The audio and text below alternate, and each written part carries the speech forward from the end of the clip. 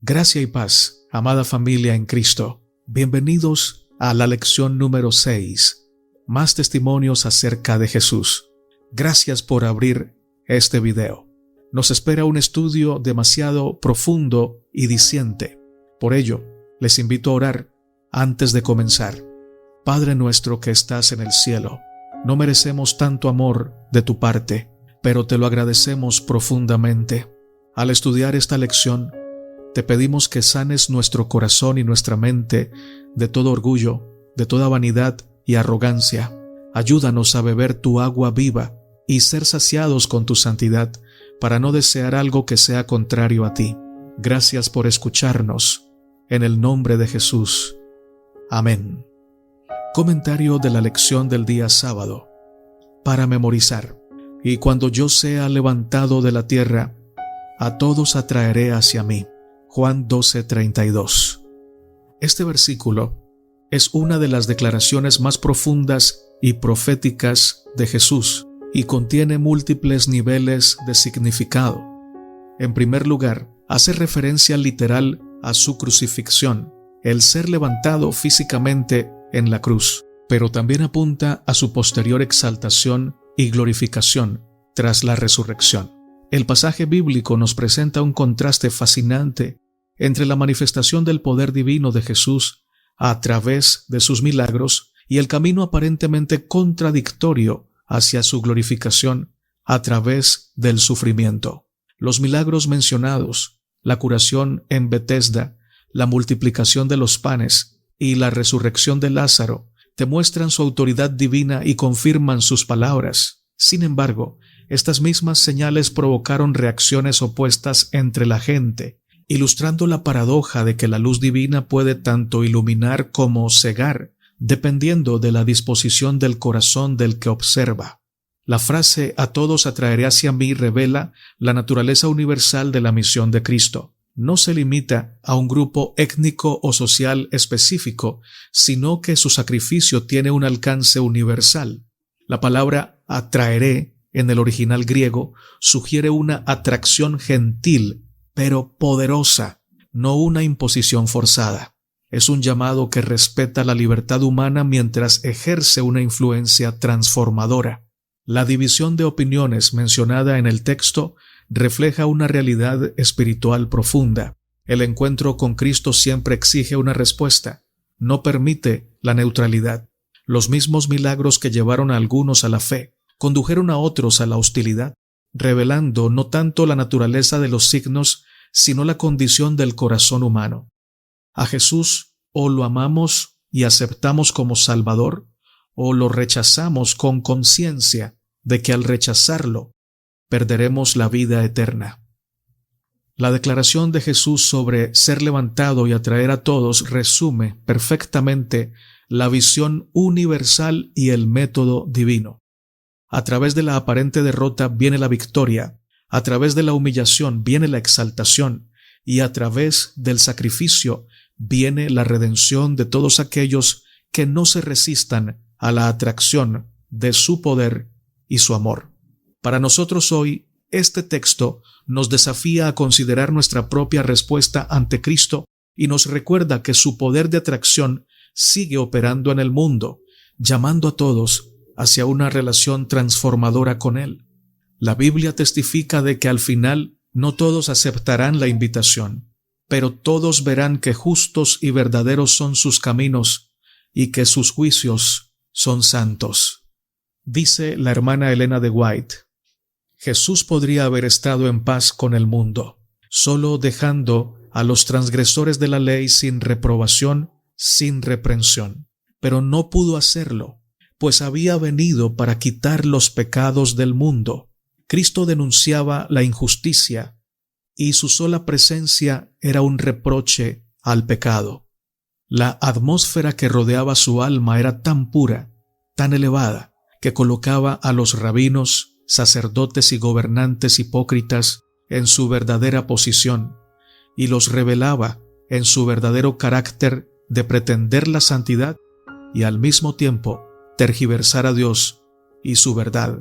En la rica belleza del carácter de Cristo, el celo por Dios era siempre evidente. Su justicia iba delante de él, y la gloria del Señor iba detrás. Solo odiaba una cosa, el pecado.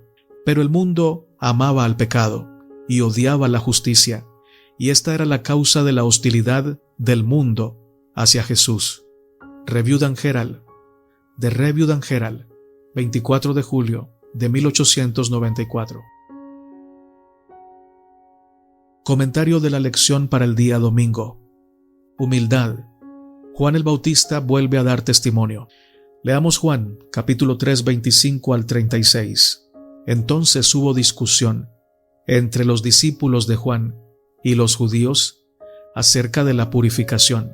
Y vinieron a Juan y le dijeron: Rabí, mira que el que estaba contigo al otro lado del Jordán, de quien tú diste testimonio, bautiza, y todos vienen a él. Respondió Juan y dijo: No puede el hombre recibir nada si no le fuere dado del cielo. Vosotros mismos me sois testigos de que dije: Yo no soy el Cristo, sino que soy enviado delante de él. El que tiene la esposa es el esposo, mas el amigo del esposo que está a su lado y le oye, se goza grandemente de la voz del esposo. Así pues, mi gozo está cumplido. Es necesario que él crezca, pero que yo mengüe. El que de arriba viene es sobre todos. El que es de la tierra es terrenal, y cosas terrenales habla. El que viene del cielo es sobre todos, y lo que vio y oyó, esto testifica, y nadie recibe su testimonio. El que recibe su testimonio, éste atestigua que Dios es veraz, porque el que Dios envió, las palabras de Dios habla, pues Dios no da el Espíritu por medida. El Padre ama al Hijo, y todas las cosas ha entregado en su mano. El que cree en el Hijo tiene vida eterna, pero el que rehúsa creer en el Hijo no verá la vida, sino que la ira de Dios está sobre él. Mis hermanos, el testimonio de Juan el Bautista es un ejemplo profundo de humildad y propósito. Al aparecer nuevamente en el Evangelio, Juan muestra una disposición excepcional a disminuir su papel ante Jesús, el verdadero Mesías. En Juan 3, 25 al 36, Juan recalca que él no es el Cristo, sino solo un precursor. Esto es importante en un contexto donde la sociedad de su tiempo esperaba un líder fuerte, visible y exaltado. Sin embargo, Juan no solo acepta su rol secundario, sino que lo enaltece diciendo: Él tiene que crecer y yo menguar. Juan 3:30. Esta declaración nos enseña sobre la importancia de reconocer nuestro papel y propósito sin dejar que nuestro yo o nuestro ego intervenga. La ilustración de la boda que usa Juan, comparándose con el amigo del novio y Jesús como el novio, representa una lección de humildad y lealtad. En la vida diaria, esto nos invita a recordar que nuestras acciones y decisiones deben apuntar hacia algo más grande que nosotros mismos. Deben estar motivadas mucho más que por nuestros placeres egoístas o por nuestros caprichos. Debemos enfocarnos en la gloria del Señor y en el bienestar colectivo. En otras palabras, en la misión de vida que Dios nos da. Humildad no es decidir pensar que somos menos que los demás. No es sentirnos inferiores o menos importantes porque tenemos menos estudio o menos prestigio o menos cosas. Eso no es humildad. Humildad es reconocer que Dios es el único grande y que nosotros somos sus criaturas amadas, que no debemos arrogarnos su poder ni pretender ser superiores a los demás, porque el que nos creó y nos redimió no nos trajo a la existencia para que seamos adorados o servidos o admirados, sino para que seamos adoradores, servidores que aman a su Creador y le sirven a sus semejantes. Les comparto esta cita profunda y poderosa del espíritu de profecía. Cuando, en lugar de confiar en la comprensión humana o conformarnos a las máximas del mundo, nos sentamos a los pies de Jesús, bebiendo ansiosamente sus palabras, aprendiendo de Él y diciendo: Señor, ¿qué quieres que haga? nuestra independencia natural, nuestra confianza propia, nuestra obcecada fuerza de voluntad serán cambiadas por un espíritu infantil, sumiso y educable. Nuestros afectos se centrarán en Jesús. Nuestros pensamientos serán poderosamente arrastrados hacia el cielo. Cristo crecerá y yo decreceré. Cultivaremos las virtudes que moran en Jesús para que podamos reflejar ante los demás una representación de su carácter. Nuestra elevada vocación, página 101. Comentario de la lección del día lunes. Una nueva concepción acerca del Mesías. Juan capítulo 1 versículos 32 al 36 nos dice: También dio Juan testimonio, diciendo: Vi al Espíritu que descendía del cielo como paloma, y permaneció sobre él. Y yo no le conocía, pero el que me envió a bautizar con agua, aquel me dijo: Sobre quien veas descender el Espíritu y que permanece sobre él, ese es el que bautiza con el Espíritu Santo. Y yo le vi, y he dado testimonio de que este es el Hijo de Dios. El siguiente día otra vez estaba Juan y dos de sus discípulos, y mirando a Jesús que andaba por allí, dijo: He aquí el Cordero de Dios. El reconocimiento de Jesús como el Cordero de Dios por parte de Juan el Bautista sorprendió y confundió a muchos de sus oyentes. La gente esperaba un Mesías conquistador que los libraría de Roma, no uno que viniera como sacrificio. Este título, Cordero de Dios, tiene profundas raíces en la tradición judía, recordando el Cordero Pascual en Éxodo capítulo 12 y las profecías de Isaías 53. Para nosotros hoy, esta lección nos invita a ver a Jesús como el Salvador que se sacrificó por amor a la humanidad. Nos ayuda a reflexionar sobre cómo a veces nuestras expectativas pueden nublar nuestro entendimiento espiritual y nos recuerda que el verdadero propósito de Jesús no era político, no era material, no era secular. Su verdadero propósito era redentor. En otras palabras, Cristo no vino a hacernos ricos, ni famosos, ni acomodados en este mundo. Cristo vino a redimirnos del pecado.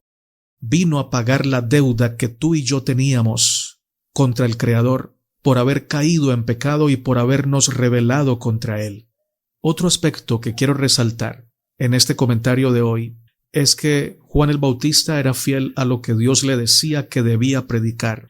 Ciertamente Juan tenía sus propios conceptos sobre el Mesías, los cuales dejó ver cuando estuvo encarcelado y le mandó a preguntar al Señor: ¿Eres tú el que había de venir o esperamos a otro? Sin embargo, su predicación fue fiel a la inspiración de Dios. No dijo sus conceptos cuando vio al Mesías.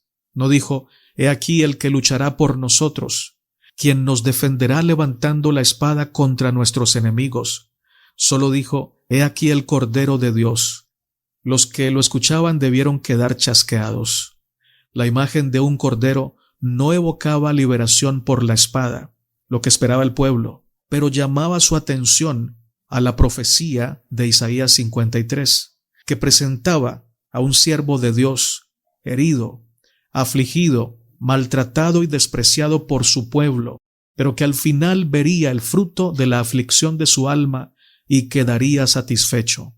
Pregunta para nosotros hoy día: ¿cómo es nuestra concepción de la obra de Cristo?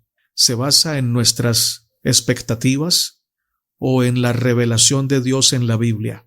A causa de que muchos en el tiempo de Jesús basaron sus concepciones sobre el Mesías más en sus deseos y circunstancias que en lo que decía la profecía que hablaba del Mesías, terminaron despreciando a Jesús y endureciendo sus corazones. ¿Qué sucederá con nosotros cuando el Señor venga por segunda vez, si ponemos primero nuestros deseos o nuestras interpretaciones que la clara revelación de Dios en su palabra? La hermana de White dice: cuando el Salvador principió su ministerio, el concepto que el pueblo tenía acerca del Mesías y de su obra era tal que inhabilitaba completamente al pueblo para recibirlo. El espíritu de la verdadera devoción se había perdido en las tradiciones y el ritualismo, y las profecías eran interpretadas al antojo de corazones orgullosos y amantes del mundo. Los judíos no esperaban como salvador del pecado a aquel que iba a venir, sino como a un príncipe poderoso que sometería a todas las naciones a la supremacía del león de la tribu de Judá. En vano les había pedido Juan el Bautista, con la fuerza conmovedora de los profetas antiguos, que se arrepintiesen. En vano, a orillas del Jordán, había señalado a Jesús como Cordero de Dios que quita el pecado del mundo. Dios trataba de dirigir su atención a la profecía de Isaías con respecto al Salvador doliente, pero no quisieron oírlo. El discurso maestro de Jesucristo, página 7. Comentario de la lección del martes: aceptación y rechazo. Juan capítulo 6, 57 al 71 dice: Como me envió el Padre viviente, y yo vivo por el Padre, asimismo el que me come, él también vivirá por mí.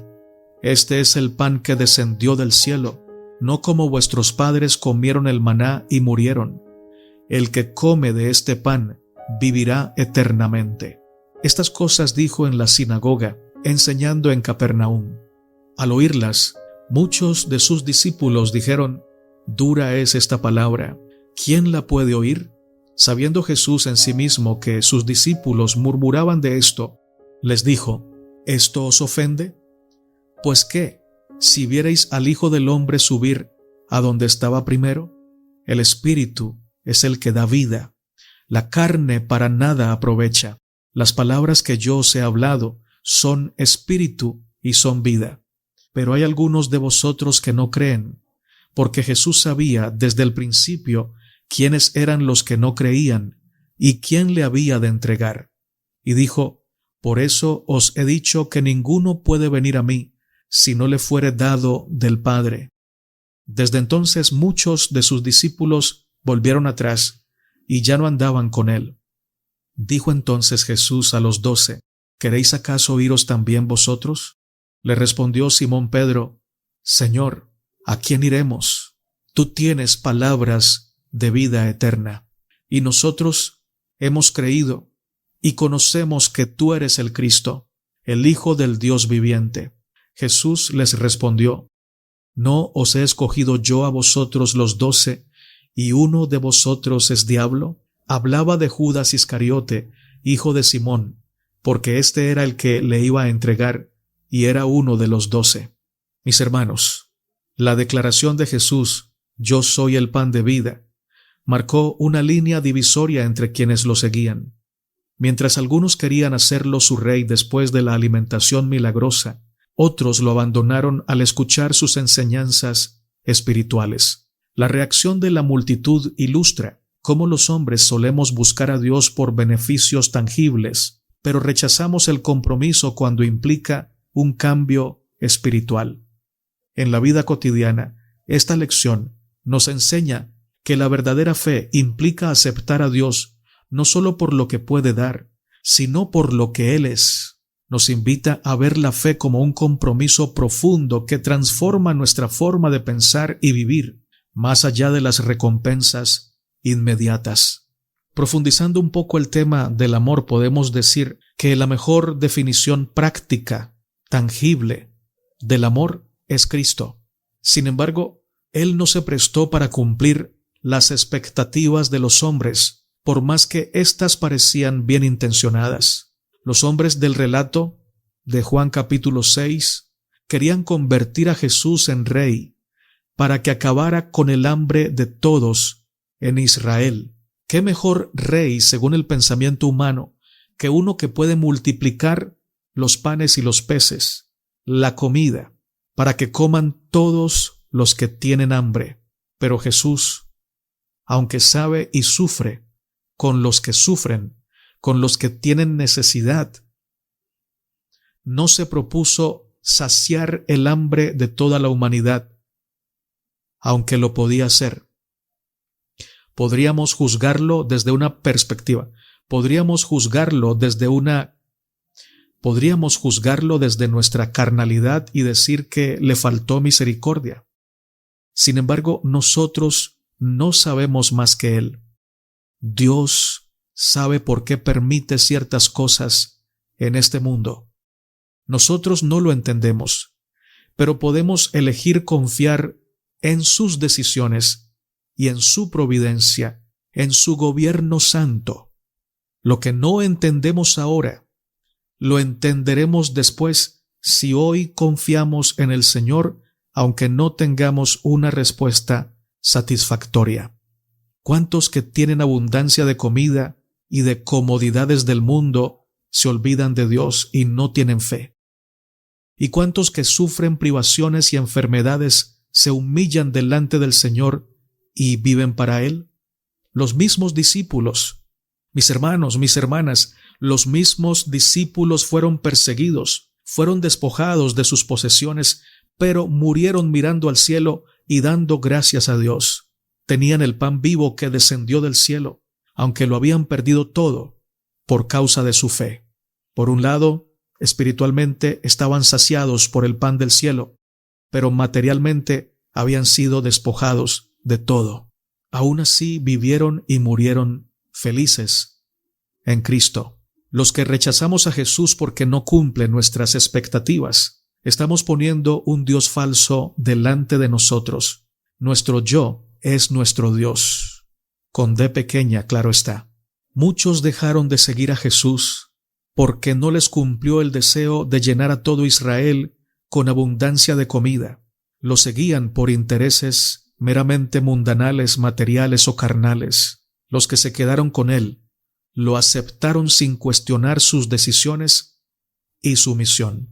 Tenían sus dudas, tenían sus luchas, también sus expectativas, pero las rindieron ante la majestad de Jesús. ¿Qué haremos nosotros? ¿Le exigiremos que sea como nosotros queremos que sea? Y si no es como nosotros queremos que sea, le diremos, ¿no te puedo seguir más? ¿O lo dejaremos ser como Él es porque hemos descubierto que solo Él tiene palabras de vida eterna? Los que dejaron de seguir a Cristo se enojaron porque no les dio pan material. Pero Pedro lo dice con claridad, no importa que no nos des pan material, si nos das palabras de vida eterna. Y la palabra de Dios es la que trae la sanidad a nuestra alma, pero también a nuestro cuerpo, y es la que hace que se produzca el pan material en esta tierra. Por tanto, el que tiene el pan material, pero no tiene la palabra viviente, tarde o temprano, así como el pan material se daña, se acaba, caduca, sus vidas también caducarán. Pero el que tiene la palabra viviente del Señor nunca dejará de ser, porque la palabra viva del Señor es eterna. Dice la hermana Elena de White, la prueba era demasiado grande. El entusiasmo de aquellos que habían procurado tomarle por fuerza y hacerle rey se enfrió. Este discurso pronunciado en la sinagoga, declararon, les había abierto los ojos. Ahora estaban desengañados. Para ellos las palabras de él eran una confesión directa de que no era el Mesías y de que no se habían de obtener recompensas terrenales por estar en relación con él. Habían dado la bienvenida a su poder de obrar milagros, estaban ávidos de verse libres de la enfermedad y el sufrimiento, pero no podían simpatizar con su vida de sacrificio propio. No les interesaba el misterioso reino espiritual del cual les hablaba. Los que no eran sinceros, los egoístas que le habían buscado, no le deseaban más. Si no quería consagrar su poder e influencia a obtener su libertad de los romanos, no querían tener nada que ver con él. El deseado de todas las gentes, página 355 y 356. Comentario de la lección del día miércoles. El testimonio del Padre. Juan 5, 36 al 38 nos dice: Mas yo tengo mayor testimonio que el de Juan, porque las obras que el Padre me dio para que cumpliese, las mismas obras que yo hago, dan testimonio de mí, que el Padre me ha enviado. También el Padre que me envió ha dado testimonio de mí. Nunca habéis oído su voz, ni habéis visto su aspecto, ni tenéis su palabra morando en vosotros, porque a quien él envió, vosotros no creéis. El testimonio más sublime y trascendente es el que proviene del Padre Celestial, como declara Santiago 1:17. Toda buena dádiva y todo don perfecto desciende de lo alto, del Padre de las luces, en el cual no hay mudanza ni sombra de variación. La manifestación más extraordinaria de su amor hacia la humanidad se materializó en el envío de su Hijo unigénito, Jesucristo, quien representa la esperanza de salvación para todo aquel que cree. Esta verdad fundamental se evidencia en Juan 3:16, porque de tal manera amó Dios al mundo, que ha dado a su Hijo unigénito, para que todo aquel que en él cree no se pierda, mas tenga vida eterna. Sin embargo, existe una condición paradójica en la economía divina. Para poder percibir y comprender el testimonio del Padre, es imperativo primero creer en aquel a quien él envió, como lo expresa Juan 5:24. El que oye mi palabra y cree al que me envió, tiene vida eterna. El testimonio del Padre sobre su Hijo se manifestó de manera extraordinaria en varios momentos clave. Por ejemplo, en el bautismo de Jesús, como se registra en Mateo 3:17, que hubo una voz de los cielos que decía: Este es mi Hijo amado, en quien tengo complacencia. También en el monte de la transfiguración, según Mateo 17:5, Este es mi Hijo amado, en quien tengo complacencia, a él oíd. La gloria que el Padre ha conferido a Cristo se revela en Juan 17:5, donde Jesús ora: Ahora pues, Padre, glorifícame tú al lado tuyo, con aquella gloria que tuve contigo antes que el mundo fuese. Este testimonio divino confirma la autoridad suprema de Cristo, su origen celestial y su misión redentora, estableciéndolo como el único mediador entre Dios y los hombres. Primera de Timoteo 2:5. El testimonio del Padre sobre Jesús destaca su papel en la misión redentora. Al declarar: Este es mi Hijo amado, durante el bautismo de Jesús, el Padre confirma la divinidad de Cristo y su misión de reconciliar al hombre con Dios. Este testimonio se reitera en momentos importantes como en la transfiguración y antes de la crucifixión, subrayando que Jesús no estaba solo en su obra. En nuestra vida, este reconocimiento de Jesús como Hijo de Dios nos invita a confiar en que la misión de Cristo incluye también nuestra redención personal. La voz del Padre sobre Jesús también nos recuerda que, así como Jesús estaba acompañado por el Padre, nosotros también tenemos el apoyo y la guía de Dios en nuestras misiones diarias. La hermana de White dice: para Cristo, el mundo no era un lugar de comodidad y engrandecimiento propio. No buscaba una oportunidad para recibir su poder y su gloria. No le ofrecía ningún premio tal. Era el lugar al cual su Padre le había enviado. Había sido dado para la vida del mundo, para realizar el gran plan de redención. Estaba haciendo su obra en favor de la especie caída, pero no había de ser presuntuoso, ni precipitarse al peligro, ni tampoco apresurar una crisis. Cada acontecimiento de su obra tenía su hora señalada. Debía esperar con paciencia. Sabía que iba a ser blanco del odio del mundo. Sabía que su obra le conduciría a la muerte, pero exponerse prematuramente no habría sido obrar según la voluntad de su Padre. El deseado de todas las gentes, página 415. Comentario de la lección del día jueves. Ríos de agua viva. Juan 7, 37 al 38 dice: En el último y gran día de la fiesta, Jesús se puso en pie y alzó la voz diciendo: Si alguno tiene sed, venga a mí y beba. El que cree en mí, como dice la Escritura, de su interior correrán ríos de agua viva. En este pasaje Jesús hace una invitación que resuena con poder espiritual. Si alguno tiene sed, venga a mí y beba. Esta declaración ocurre durante la fiesta de los tabernáculos, un evento de significado festivo y espiritual en el que el agua simboliza vida y bendición. Jesús ofrece algo que trasciende lo físico, agua viva que representa el Espíritu Santo y la vida eterna. Para sus oyentes, Esta afirmación era extraordinaria y llevó a algunos a reconocerlo como el Mesías. Este mensaje nos invita hoy a buscar una relación con Jesús que sacie nuestra sed espiritual, nuestra necesidad de paz y propósito y vida abundante. Permítanme explicar un poco acerca de la fiesta de los tabernáculos, que es muy importante para entender el contexto de la lección de hoy. La fiesta de los tabernáculos se celebraba durante 7 días, comenzando el día 15 del mes de Tishri, que para nuestro calendario más o menos es septiembre-octubre. Esta festividad tenía un doble propósito histórico agrícola. Históricamente, conmemoraba los 40 años que el pueblo de Israel vivió en tiendas o tabernáculos en el desierto, después del éxodo de Egipto. Durante esta fiesta, las familias construían cabañas temporales con ramas y vivían en ellas durante una semana. En hebreo se les llamaba Sukkot, recordando la dependencia total que sus antepasados tuvieron de la provisión divina. En el aspecto agrícola, esta festividad marcaba el final de la temporada de cosecha, por lo que también se le conocía como la fiesta de la cosecha. Era un tiempo de gran alegría y gratitud por la abundancia proporcionada por Dios.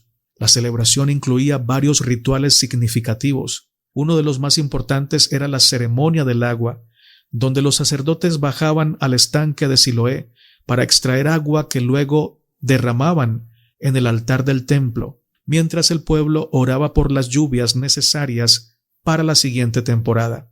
También se encendían enormes candelabros en el patio del templo, iluminando toda Jerusalén.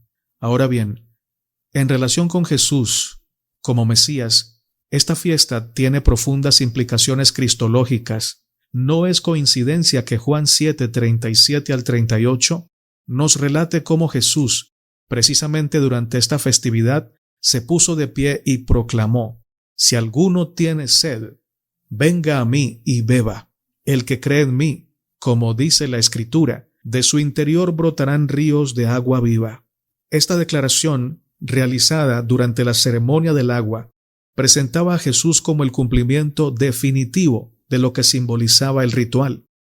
Además, el tema del tabernáculo o morada encuentra su máxima expresión en la encarnación de Cristo. Juan 1:14 declara que el Verbo se hizo carne y habitó literalmente con nosotros. Así como Dios habitó en medio de su pueblo en el tabernáculo del desierto, en Cristo, Dios tabernaculó o habitó definitivamente entre los hombres. La iluminación del templo durante la fiesta también encuentra su cumplimiento en Cristo, quien se proclamó como la luz del mundo, Juan 8:12, ofreciendo una iluminación espiritual permanente que supera la temporal del templo. Finalmente, la fiesta de los tabernáculos tiene una dimensión escatológica, pues según Zacarías 14:16 al 19, todas las naciones que hubieran sido redimidas subirán a Jerusalén para celebrar esta fiesta en la era mesiánica. Esto sugiere que la presencia definitiva de Dios entre su pueblo, iniciada en Cristo, alcanzará su plenitud en la consumación final, cuando todos los que hayan aceptado a Cristo como Salvador se gozarán eternamente con Él en la Nueva Jerusalén. La fiesta de los tabernáculos no solo conmemoraba la providencia divina en el pasado de Israel, sino que también prefiguraba la obra redentora de Cristo y anticipaba la consumación final del plan divino. Para que corran ríos de agua viva en nuestro interior, es decir, para que podamos ser saciados con la vida del cielo, debemos creer en Cristo, pero no como se habla de Él en la filosofía o en la tradición humana, sino creer en Él de la forma como lo dice la Escritura. Dice la hermana Elena de White: ¿habéis agotado la fuente? No, porque es inagotable. No bien sintáis vuestra necesidad, podéis beber y beber otra vez. La fuente siempre está llena. Y cuando hayáis bebido una vez de esa fuente, no andaréis procurando apagar vuestra sed en las cisternas rotas de este mundo. No andaréis averiguando cómo podéis encontrar más placer, diversión y entretenimientos. No, porque habréis estado bebiendo de las corrientes que alegran la ciudad de Dios. Entonces vuestro gozo será pleno. Nuestra elevada vocación, página 67. Comentario del día viernes para estudiar y meditar. Voy a compartir con ustedes una cita profunda del deseado de todas las gentes, que nos servirá como reflexión final de esta lección tan llena de mensajes santos. Capítulo en el atrio exterior. 5 últimos párrafos. Ahora es el juicio de este mundo, continuó Cristo. Ahora el príncipe de este mundo será echado fuera, y yo, si fuere levantado de la tierra, a todos atraeré a mí mismo. Y esto decía dando a entender de qué muerte había de morir. Esta es la crisis del mundo. Si soy hecho propiciación por los pecados de los hombres, el mundo será iluminado. El dominio de Satanás sobre las almas de los hombres será quebrantado. La imagen de Dios que fue borrada será restaurada en la humanidad, y una familia de santos creyentes heredará finalmente la patria celestial. Tal es el resultado de la muerte de Cristo. El Salvador se pierde en la contemplación de la escena de triunfo evocada delante de él. Ve la cruz, la cruel e ignominiosa cruz, con todos sus horrores, esplendorosa de gloria. Pero la obra de redención humana no es todo lo que ha de lograrse por la cruz. El amor de Dios se manifiesta al universo. El príncipe de este mundo es echado fuera. Las acusaciones que Satanás había presentado contra Dios son refutadas. El oprobio que había arrojado contra el cielo queda para siempre eliminado. Los ángeles, tanto como los hombres, son atraídos al Redentor. Yo, si fuera levantado de la tierra, dijo él, a todos atraeré a mí mismo. Muchas personas había en derredor de Cristo mientras pronunció estas palabras, y uno dijo, nosotros hemos oído de la ley que el Cristo permanece para siempre. ¿Cómo pues dices tú, conviene que el Hijo del Hombre sea levantado? ¿Quién es este Hijo del Hombre? Entonces Jesús les dice, aún por un poco estará la luz entre vosotros. Andad entre tanto que tenéis luz, para que no os sorprendan las tinieblas, porque el que anda en tinieblas no sabe dónde va. Entre tanto que tenéis la luz, creed en la luz, para que seáis hijos de luz. Empero, habiendo hecho delante de ellos tantas señales, no creían en él. Habían preguntado una vez al Salvador, ¿qué señal haces tú para que veamos y creamos? Innumerables señales habían sido dadas, pero habían cerrado los ojos y endurecido su corazón. Ahora que el Padre mismo había hablado y no podían ya pedir otra señal, seguían negándose a creer. Con todo esto, aun de los príncipes, muchos creyeron en él, mas por causa de los fariseos no lo confesaban, por no ser echados de la sinagoga. Amaban la alabanza de los hombres más que la aprobación de Dios. A fin de ahorrarse oprobio y vergüenza, negaron a Cristo y rechazaron el ofrecimiento de la vida eterna. ¿Y cuántos, a través de los siglos transcurridos desde entonces, han hecho la misma cosa? A todos ellos se aplican las palabras de amonestación del Señor. El que ama su vida, la perderá. El que me desecha, dijo Jesús, y no recibe mis palabras, tiene quien le juzgue. La palabra que he hablado, ella le juzgará en el día postrero. Ay de aquellos que no conocieron el tiempo de su visitación. Lentamente y con pesar, Cristo dejó para siempre las dependencias del templo. Fin de la cita. Con solemnidad, Señor, nos acercamos a tu presencia en oración, reconociendo que si no es por tu gracia, no podríamos vivir eternamente. Si no fuera por tu gracia, ya hubiéramos sido destruidos. Gracias, Señor, por rodearnos con tus manos poderosas, con tu fortaleza, con tu providencia. Gracias, Señor, por perdonar nuestros pecados nuestras rebeliones, nuestro orgullo, nuestro rencor, nuestra avaricia. Gracias porque eres un Dios perdonador, y a aquellos que no se resisten a tu atracción, los salvas, los transformas, los justificas, santificas y glorificas. Clamo por cada persona que está haciendo esta oración conmigo, por sus familias, por sus vecinos, por sus compañeros de trabajo.